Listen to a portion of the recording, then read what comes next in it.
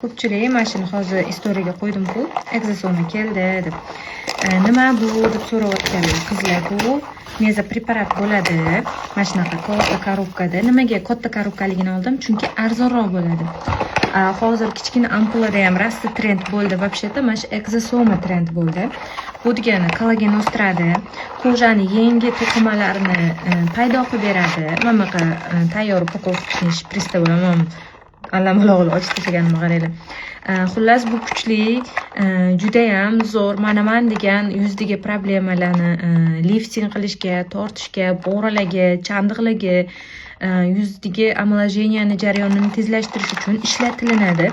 Har bitta odamga bu одноразовый ishlatilinadi. Qizlar, ko'p kosmetologlarda ko'rdim, $120-80 qilishayotgan ekan. Men skidkaga Optimga arzonga olib, sizlarga qilib beraman. Buni xudo xolis dushamni o'zimga ham olaman deb qo'yaman videosini.